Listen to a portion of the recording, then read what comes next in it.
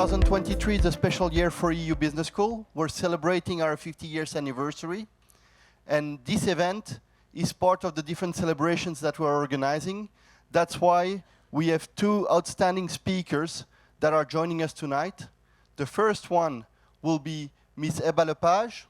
And obviously, she will be interviewed by the person you all know now, Mr. Peter Van Ham.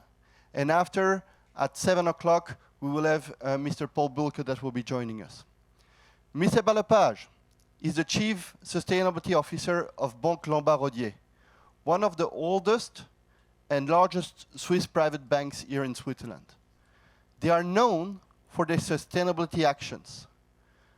They challenge the businesses and in order to interconnect their business models with the sustainability.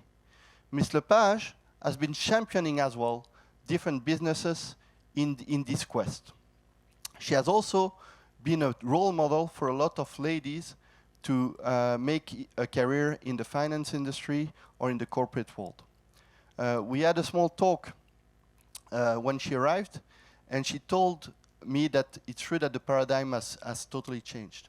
You go in any of the job interviews, this generation, whenever you're going to go to a job, you will be questioning the companies about the sustainability actions that they are taking. Well, the job of sustainability officer or chief sustainability manager are definitely interesting places right now to make development. Without further ado, please welcome Ms. Lepage and Peter Van Ham. Thank you.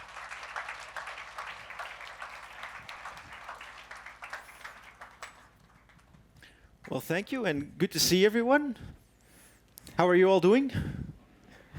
Pretty good. I have to say I loved that workshop with Erdem. Erdem, if you're still here, I'm trying to find out.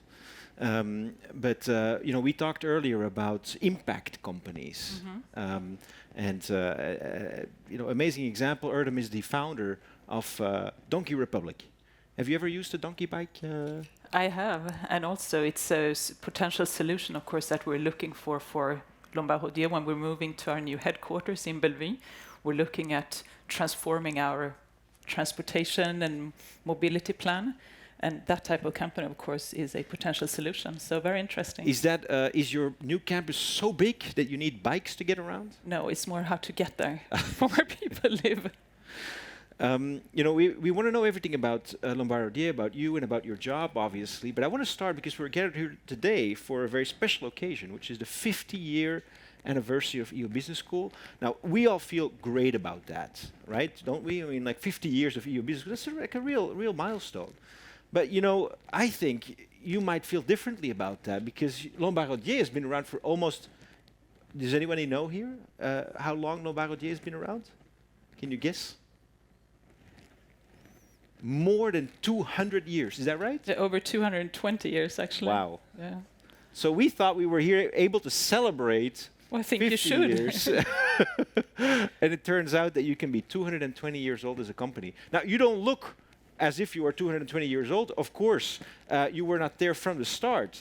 But I wonder, working for a company that is that old, that has that much legacy, do you have any advice for an organization that's 50 years old, or perhaps some of our students who are 20 years old? Sure, but even 50, it's very good. So first, a big congratulations for this achievement. It's fantastic to get there. And yes, as you said, we're over 220 years old. And of course, in a different industry as well. But I think that when you build a business that lasts for a while or for a long time, there's always some points in common. For example, what we like to pride ourselves is that we're innovative. You can't last for 50 years or 200 years without thinking, well, how is the world changing? What do I need to adapt? You listen to your clients, your students. You always try to rethink. It's a key word we use often, try to rethink. What are we doing now? How could we do it better? What help do we need to do it better? It's also to use the internal resources that you have, because people know what works, what doesn't, but really also to go outside and speak to other stakeholders or just to get some fresh air and some fresh inspiration. Yeah. So I think that's really what we have in common. I mean, I can imagine that, you know, your business model from 220 years ago wouldn't apply today. I mean, we're talking about the time, well, I suppose Switzerland wasn't even a federal state at that time. And my country, Belgium, wasn't even around at that time. And I think there were certainly not any other things that we know. So what, can you tell us, what does Lombard Odier do today? And maybe I should ask first, is there anyone in the room? I'm quite curious. Anyone who knows? Anyone in the, no, who doesn't? I think you all know Lombard Odier, right? Is there any client of Lombard Odier here in the room? Oh, over there. There's a client. Do you want to? Can we have a mic over? Can we just hear from you? I'm curious. We usually don't identify our clients in public. Okay. Oh, you don't have to say your name. So that we don't. Okay. So that's right. So so one client, is that were you expecting that? You know, are these typically your clients? Who is a typical Lombard Odier client? I think since we've been around for so long, right now, I mean, on our partnership level, we're on the 7th generation. We're also on very much 7th or 6th generation of certain clients. So a typical client can be either a family that's been around for a long time. It's also more and more entrepreneurs, i.e. those who are building a business. Then when they exit, they're wondering, well, what do I do with this? How do I handle what I have achieved with my exit? And we work a lot with young or less young entrepreneurs who are exiting a business and want to see how do they place their money, what should they do? We often have discussions about sustainability, values, how do you want to grow your money, and how do you want to see it done, really? But essentially you are doing the management, the asset management, the wealth management of individual families or corporates. Is that the easiest to explain, I think, is that we're a global wealth and asset manager. Asset management basically means that we create investment funds that institutional investors invest in. Then wealth management means that we manage the wealth of individuals. So that you've been doing for 220 years. Now, what struck me about the explanation that we heard about Lombard Odier, and of course also at your job, is that you are a wealth manager who's all about sustainability. Could you tell us a little bit more about why that is the case and what that actually means in terms of managing money? It's interesting because, I mean, we like to say that sustainability is in our DNA, but I think one has to take a step back and see that sustainability is not just about the environment. And still today, a lot of people, when you start a discussion about sustainability, mostly think about environment and climate change.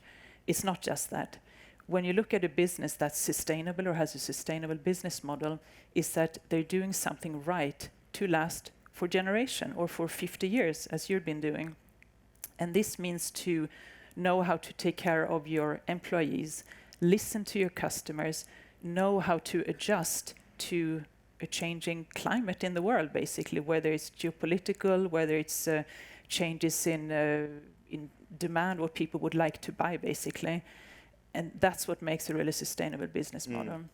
Now, I want to maybe bring it back to what we heard previously with the workshop of Erdem. He talked about impact companies. He said, you know, we have to see more companies that address, you know, societal problems and that pursue something more than money. They create public benefits. Is that the kinds of companies that you would then advise your clients to invest in? What are actually sustainable solutions? What are do you buy shares of companies? Do you invest in new companies? What does it actually mean in practice? A fundamental conviction of Lombard Odier is that the best returns of investments will be from companies that have understood that the world is changing, they adapt their business model, and they basically transform into a sustainable business model. This does not mean companies today that are green or however you might phrase it, but it's companies who are adjusting and changing and finding the opportunities. Impact, there are different definitions of impact, and sometimes it's a bit tricky. In the financial world, historically or traditionally, impact is very much you finance a project somewhere, and you can measure the impact it has on the community around or in that project who are in need of something. We try to look at it a little bit bigger, because when you think about it, depending on the companies you invest in, you have an impact on something wider. If you invest in a company that is transforming clean tech, for example, well, you have an impact. So there are different ways to look at that. Now, let me ask you perhaps then about the job that you do, because of course, you, as a company, you're interested in sustainability. You want to make sure that you have sustainable solutions, but you're actually the chief sustainability officer. So what does that mean? Are you then the one who finds sustainable solutions, or is it a job that's more internally focused, making sure that Lombard Odier is going to be around for another 220 years? What does the chief sustainability officer do? Yeah, I think with a bank like Lombard Odier, it's never just one person. So we have our sustainability strategy that is driven then by different people in different parts of the bank. And my role is to make sure that Lombard Odier is a responsible, sustainable business that, as you say, will be around for another 200 years. What's really interesting about sustainability right now is that it's very much in development. This is really the right time to be in sustainability because there are no frameworks. They're being developed on how to measure whether you're sustainable or not. There is no reporting framework that everyone uses. It's being developed as well. The job itself is very cross-functional. I work with everyone from investment teams to HR to philanthropy to our facility management to make sure that, well, what are we doing with energy in our buildings, for example? It's really wide, so no day is ever the same. But that is one of the things that you do, though. You make sure that Lombard Odier is itself a sustainable company. Yes, because as a bank, today it's not enough just to have products that can be defined in different ways as more towards sustainability. But our clients look at us and say, well, that's all very interesting, but what do you do? How do you cut emissions? How do you take responsibility for the communities around you in the 20 plus countries where we are present? Is there a way that we could sort of bring that to life? You know, you talked about your new headquarters, I think, for example. Would that be a good example of a sustainable building, for example? Are there any features that make that building? It's the one a little further down the road, isn't it? Yes, it's in Bellevue, so I it's think on the main road. You know it? It's this big white? Yes, exactly. A bit like a boat. It looks a sails. bit like a cruise ship, yeah. right? From a certain point of view. And so, tell us about it. It's a very good example, and it's of course it's a building that we aim to make as sustainable as possible. So we're trying to achieve some of the sustainable construction labels, BREEAM, which is like LEED, SNBS, etc. And what this means is that, and it's really interesting, first time I work with a big project, a real estate project like that, it's to make sure that everything from the materials in the construction, the materials that you put in the building, for example, are non-toxic, of course, because the air that we breathe, it depends on ventilation and the materials. It's also how is the building built so that we can have as little not air conditioning, but air conditioning solutions where we'll be using Geneva, which is a solution where water from about 40 meters down in Lac Le Mans is pumped up around the building, cools down the building instead of traditional air conditioning. Yeah, and also the building is built so that the balconies are so wide that the sun in the summer will hit the balconies instead of going through the windows because there's a lot of glass. So that was clearly a concern. So it's all these things. And of course today, now we're a bank, but we think, well, how can we manage natural resources? We'll have a container in the basement to collect rainwater, and the rainwater will be used in the operations of the building. So it's all these really cool features, I would say. And at the end of the day, that will contribute to, for example, CO2 emissions going down a lot. Yes. Can you quantify that? Do you know how much better that building is than another building, a typical building, or your previous building, perhaps? We think approximately energy use when we enter will be 20-25% less of emissions from energy use. It's hard to say before you've been in a building about 1 year. And also, of course, we have high hopes for certain new technologies that are really starting out to, by 2030, 2035, we will see even better results. Yeah. Are you planning to be, as they call, net zero as a company by a certain date? Yes, we've committed to net zero for our own operations by 2030. And That's then very soon. yes, that's very soon. So, but You will still be but around we're- as Chief Sustainability Officer, probably. I hope so. No, but we're on that, and that's for our own operations. And then for investments, of course, we follow the Net Zero Asset Managers Initiative and the various interim steps that we take for that. So it's something that I don't know if everyone here in the room knows, but in a couple of days' time, in fact, there will be a big global meeting, right? The UN climate meeting, the COP, as it's called, the Conference of the Parties, taking place in Dubai. What's going on there? Can you tell us, like, why do business leaders and government leaders from all around the world gather, in a city once a year to talk about climate? Well, COP is really, the aim of the COP is to identify global solutions to how to reduce the increase in temperatures below 1.5, to make it very simple. And we know today we're not quite on that path yet. So I expect there will be a lot of discussions about finding a sustainable solutions involving both governments and business very much to try to get on the right path. So for example, this will cover a lot of industrial decarbonization, energy transition, land use, which is becoming a bigger topic, nature, and innovative finance as well, I would think. Could you tell us, because I think most of us are pretty educated on this front, but could you tell us, like, that focus, like that 1.5 degree that everybody talks about, what does that mean, and why is it so important that the world does not heat more than 1.5 degrees Celsius? Well, the 1.5 degree target is really that if we go beyond, we will break certain barriers where there is no return. And so, this like, is for when- example, you might see an ecosystem collapse. Exactly, and or that cannot come back to where it was before. So it has been set, you could argue, of course, should it be 1.5, 1.4, 1%, whatever, but it has to be somewhere around there, and we're not on target as of now. It doesn't sound like you have a lot to be happy about then if you pursue that strategy, because we're seeing that the world is warming, and we feel it here in Geneva. We probably feel it everywhere else where we come from. What makes you happy about your job? What gives you hope? What sort of makes you feel very satisfied with the challenge that you have? Well, I think it's that we're seeing a lot of change. I mean, companies are really making an effort, individuals, countries. I think we have to be optimistic, otherwise, I mean, there will be no change at all. But today, I mean, the transition towards a more sustainable economy or world is really happening. It's just happening in different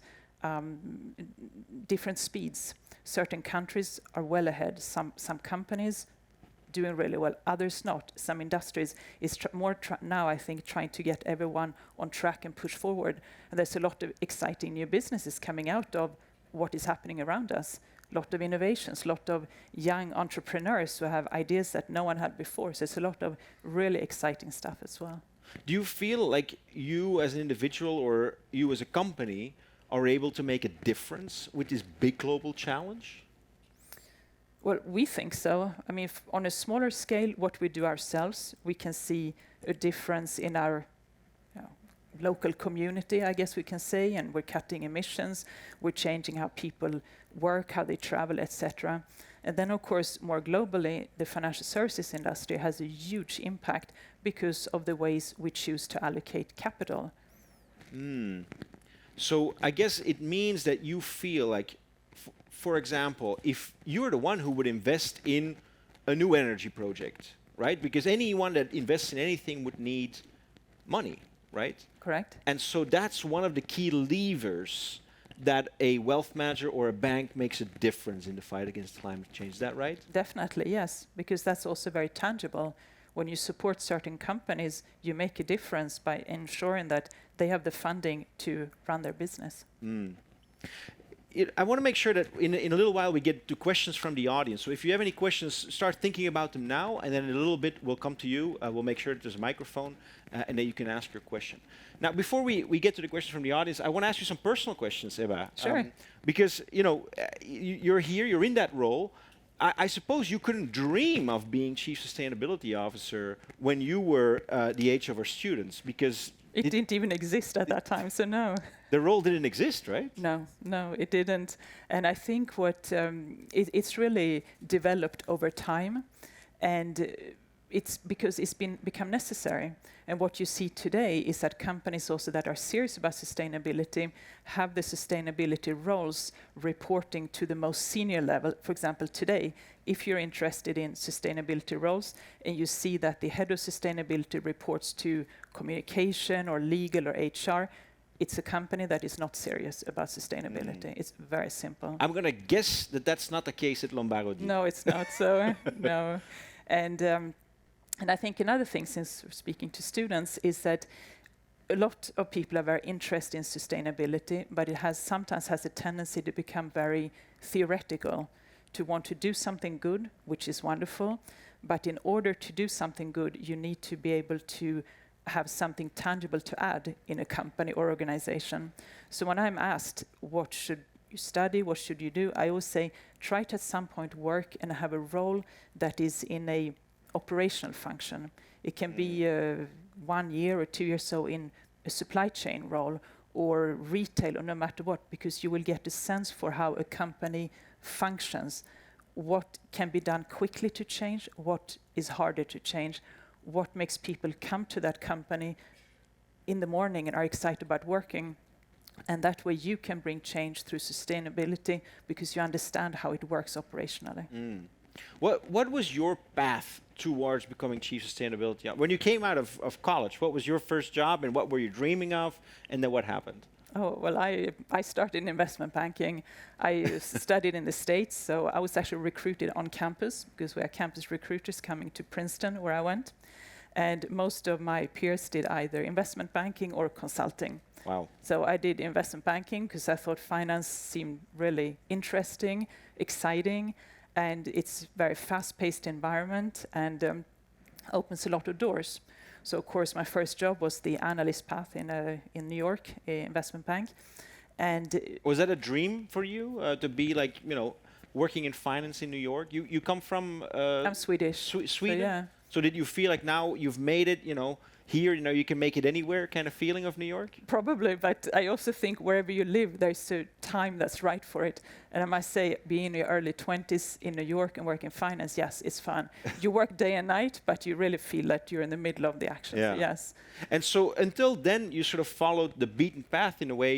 You went to a good school. Everyone there went to work in consulting or investment banking, so you did that too. At what point did you say, I want to do something different? I want to go to a new country. I want to try a different industry. And how did that look like? Well, I think after this 2-year program, I got the opportunity to move with the bank to London. I did mergers and acquisitions. And then after a number of years, I looked at that and said, is this what I want to do for the rest of my life? I was really interested in how companies function. So I got the opportunity to work with direct investments, so venture capital, private equity. And that role happened to be in Monaco. So I moved to Monaco to do that. It sounds like the plot of a James Bond movie, your life. Well, it's not that exciting, I'm afraid. You spend a lot of time in the office, so it's less exciting than that. But there I really understood also the impact investors have working with companies. Because to be clear, for those of us that don't know, when you say venture capital, when you say private equity, what that means is you invest directly in a company. Yes. You have a significant stake in the company, and therefore you're able to really affect what that company does. Exactly. As opposed to buying some shares. Exactly. Or when you're basically just waiting for a financial return and that's it, right? Exactly. So you work for a fund that makes these investments. You analyze companies, you recommend what are good investments, then you work and follow these companies. And I thought that was super exciting to really have this hands-on experience and impact, looking at the business plans, what can be changed, etc. And but then also at some point I started to think that at some point I wanted to work in a company that was not a financial services company. I wanted to be in a other normal company to understand how it functions, because as an investor and advisor, things happen and you wonder, why on earth did the numbers change since yesterday? Where did my money What go? has happened and what exactly what happened? So I got an opportunity to do that. So then I actually worked in Stockholm for a couple of years. In Stockholm, For this is your hometown where country where capital. I had never worked as an adult. So that was fun to come back for a couple of years. And what kind of company was it? What did you learn? What was It's an industrial company, 25,000 employees around the world. I was mergers and acquisitions, so acquiring technologies and companies that added to the portfolio of the company. And So we've now had, I think, 4 global cities and ditto global companies. And then how did you make it over to Geneva? I think it was good timing as well because when I was my last role in Stockholm, I was in mergers and acquisitions, but worked very much with the sustainability team on analyzing the impact an investment would have, what it would add to us, doing life cycle assessments, etc. And with that mix of finance, of course, knowing how to speak to clients, etc., and also the sustainability side, that's where the connection came with Lombard Odier. And then you entered in your current role as Chief Sustainability Officer. Yeah, or head of sustainability or whatever we call it. So exactly. So now we get some, because you've seen the whole world basically. You've seen a lot Parts of it. of the world. So I'm curious because students here come from dozens of countries from all over the world, and we're now all in this room together. Our lives have crossed. And the students will go elsewhere after they graduate.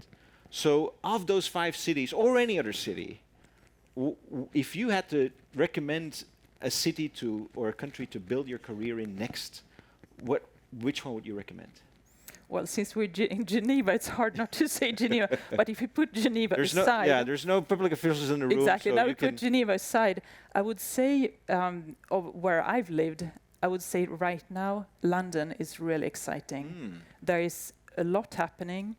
It's a great culture for young people, for young professionals. It's very international.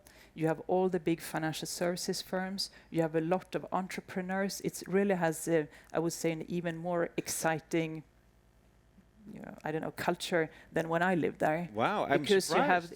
Because we had Brexit, so it didn't affect the surprisingly, well, it's made life more complicated to move there and travel. But company-wise, you have an enormous amount of young companies, London and in the areas around. So it's a really interesting part, I would say. And if because immigration, I think, to the UK is a little bit complicated for some people. So if you had to choose a second option, what other places would you be interested in? Well, since we're in Europe, I would say, it's hard to say. A lot of the large cities in Europe are having a very vibrant tech and finance profile right now. You have certain cities in Spain, you have in Italy, Sweden, up in the north, where it's cold a lot, but still a lot of tech companies are there. That's where things are happening. So I would probably, if I were 25 today, and I were not choosing one of the biggest cities, I would choose something like the mid-sized cities where you have a very vibrant entrepreneur community. I think that would be exciting. I want to make sure we get to questions from the audience. So if anyone has a question, please raise your hand and let's see. Is a microphone around somewhere? Can we see? Okay, there's a microphone there. So anyone has a question? We've got one right over there. When you speak, please stand up and say your name, anything about yourself, so we can identify you, and then go ahead. All right, thank you. My name is Gabriel. I have a background in UI UX. So my question to you is, AI is currently playing a very large role in the banking system and the fintech in general. My question to you now is that what advice do you have for those in the banking and in the finance career that would graduate probably now? What expectation do you think they will see in the next decade of the banking circle? Do you think there will AI, be seamless? Right? You said artificial intelligence. Yeah. Yes. Yeah. Do you tell us. Yeah. Do you think there will be seamless human resources? And if that happens, so what happens to those who are in the financials, who are actually studying that? Thank you so much for that question. Yeah, that's a great question. I think there still be certain parts, of course, of the banking industry, which is what we're seeing today.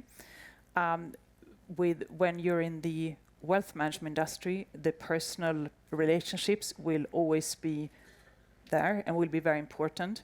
We're seeing, however, another part of the banking industry, which is much more digital solutions like Revolut, for example, where you never see anyone, you don't talk to anyone, you just sign up and it functions most of the time. And this is, of course, where AI will come in more and more. So my advice would be, even if you're not that interested in tech, for example, really to keep on top of what is happening, because if you're not in asset or wealth management, you might go into investment banking, and then for sure a company that you will do a transaction for will have some input through AI, and you need to understand it. So yes, we'll see a lot of transformations, I think. Do you see it already is it a topic of conversation at Lombard Odier? It's a topic of conversation, but I would say right now it's not that it's transformed what we're doing. And that's mostly because of your specific business model. Exactly. That's very personal. Yes. I think certain large commercial banks, for example, we see it a bit earlier because looking for fast, efficient solutions that are very, very digital. Yeah, I guess that makes a lot of sense. Any other questions from the audience? Let's have a look.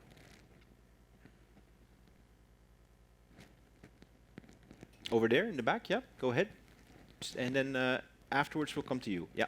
Well, hello, my name is Gael. And first of all, in behalf of my classmates, I would like to thank you for coming and sharing your time with us.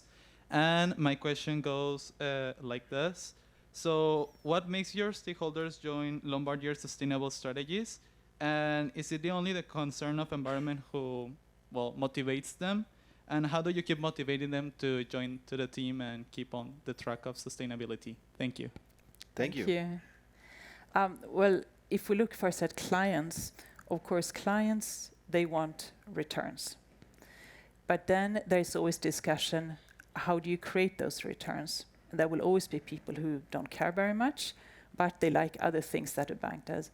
We have a lot of clients who engage very much in discussions of where do you invest and why? What does this mean? What are the sustainability trends? And we pride ourselves to be able to provide these discussions and sometimes nearly educational sessions with clients. And this is also a way, of course, to get clients and to retain clients who have an interest in this topic and who, like us, believe that this is where returns will be made.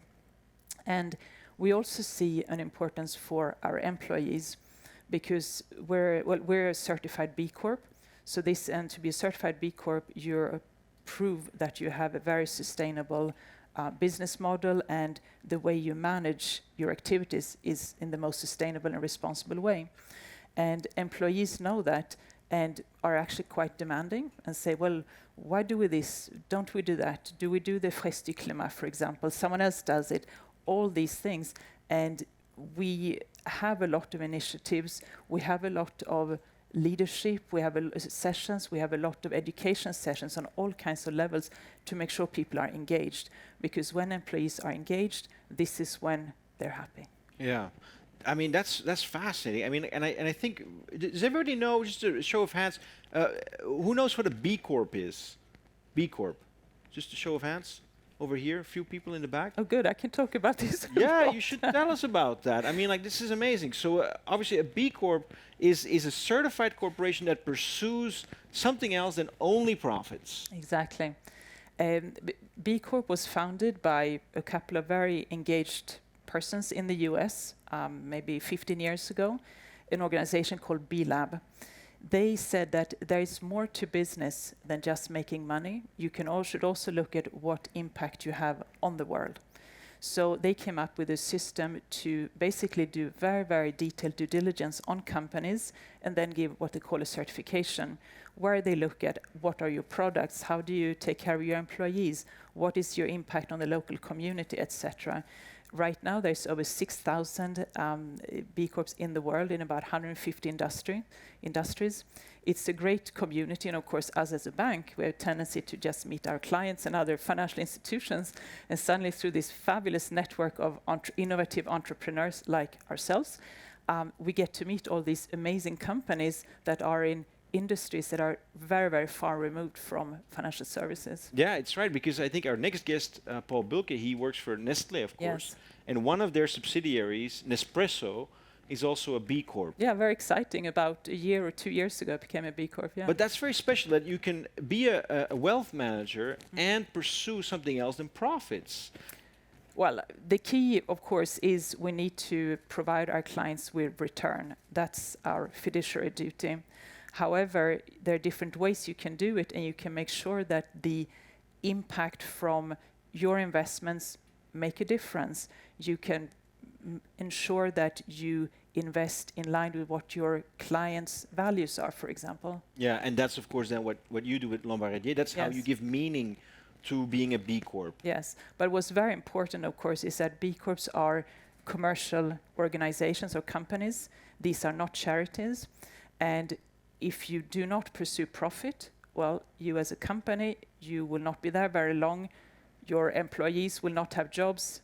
That's a negative social impact, etc. So it's very important that you align being a profitable business and doing the right thing with having a more positive impact. Yeah, I find it fascinating. Are you one of the largest B Corps? Are you one of In the Switzerland only we are, Yes. but not, I mean, worldwide you have very large ones, but in in Switzerland the financial we are- sector, for example? Or are you yeah, one of the we're most prominent ones? we like to say we're the first global wealth and asset managers. Others might argue, depending on what country they come from, but we're one of the few, I would say, private banks. Yeah, it's amazing. We had a question, one more question over there, I think. Yeah, there we go. We'll get you the microphone. Hello, Ms. Ebba. My name is Dominic. I'm doing my bachelor's degree here in U Business School. And my question is, Ms. Ebba, Chief Sustainability Officer is a very interesting and unusual role in a bank. And my question is, are you familiar with the Just Stop Oil movement? And if you do, how effective it is in consumption of oil and petroleum-based products in the world, in your opinion? Thank you. Thank you. Thank you. There are, of course, different views on this. The view of Lombard Odier is that we're not going to see the end of oil very soon. This is needed in the transition. We cannot use 100% renewable energy right now. So we like to invest in companies that have a plan for how they will transition from, if they're just doing fossil fuels, to renewable, for example. And there are companies out there doing that. We look at those, and that's what we like to see. Then, of course, the challenge is, well, how long will it take to change? But everyone has different approaches, and that's how we like to look at it. Do you have an idea of when you would want to see your companies that you invest in sort of make that transition, or when they would have to stop investing in oil? Do you give them sort of timelines, or do you have an idea of what their timelines are? I honestly can't say Yeah. that. I mean, we don't have a specific date, really. Yeah, and I guess the joint goal that most of the financial sector has is net zero by 2050, including with its investments. Is that right? Exactly, with certain interim targets, which are important because 2050 is far away, and you need to be able to say, what are you doing in 5 years, 10, 15, etc. Well, I guess for a company that's 220 years old, though, it's not that far away. Is there any final question, perhaps, from the audience? Let's see, over here, we haven't had a question yet. Over there. Yeah, go ahead. Hello, good evening. I'm Nair Malia, an MBA student in digital business. So my question was that in context of everything going digital and into artificial intelligence, all the jobs, most of the jobs are getting replaced by AI. What are the human elements and emotions that makes your job special? Thank you so much. Thank That's you. a great question. Yeah, that's a great question. I think we're a people business, to be honest. If you place your wealth in a bank, you expect a certain level of service. When you have a question, you expect to have it answered by someone, maybe not just by a machine. You expect to be able to discuss where your family is going, what's happening, what are the best solutions. So there's a lot that cannot be replaced, really. So, And as for yourself, your own role, And for my role, I mean, it's I would say the optimism of seeing all these changes that we're seeing. It's the joy to see new solutions, to see new thinking. It's the energy that people usually always have when we talk about sustainability, because I think it's all this feeling that it's something that's good for companies, it's necessary. I mean, it's happening everywhere, and it's really making a positive impact on the world. Yeah, I mean, I'm starting to smile as you say it, so I'm definitely on board. A final question for you. You know, our students, of course, are going into the business world and making their careers in the next few years. What would your advice be to them as they make their way? This is interesting because I have two daughters. They're 15 and 18, so we have a lot So of you have to give that. Same. Yeah, you're practicing now. we have a lot of that discussion at home as well. And I think, I mean, you're all clearly going out in a very competitive world. There's no point to hiding that. But what's important to think is that a lot of the jobs you will have in the future don't even exist today. It's the same thing as those who are looking to go to university. They can take courses or majors or studies that didn't exist even 5-6 years ago. It's true at EU. There's new specializations Yes. At EU that didn't exist 5 years ago. Isn't that right? Yeah, no, it's super exciting. So I think the best approach to that, instead of being stressed about it, it's more to say, I need to be curious. I need to need to be flexible, whether this is the industry where my career path will take me or the country where you live, because very often opportunities arise, sometimes unexpectedly, and your careers will not always turn out exactly how you expected. There will be ups and downs and different twists and turns, but if you have some kind of idea what you want to do, what you like to do, you can at least have a sort of some kind of path that you will follow. But I would say, and also, if it's your first job, a lot what you can do, which I learned at my analyst job, is you show up on time. You of course, deliver on time on your projects. You return those phone calls and emails, and you make sure you ask all the questions, because it's much better to ask questions of your senior colleagues when you just join than 2-3 years later when people assume that you know everything. So just ask all the questions. Well, I'm glad you said that, Ebba, because, you know, when you were listing all the other things, like be on time, you know, I was getting very stressed about myself. But at least I hear that, and I'm going to assume the last advice is the most important one, which is ask the right questions. We've been able to ask you a lot of questions tonight, and we're really appreciative of your answers. And we look forward, of course, to hearing from you and learning from you and more in the next 50 years of EU Business School and the next 220 years of Lombard Odier. Ebba Lepage, thank you so much. Thank you so much for having me. Thank you. Thank you. Thank you.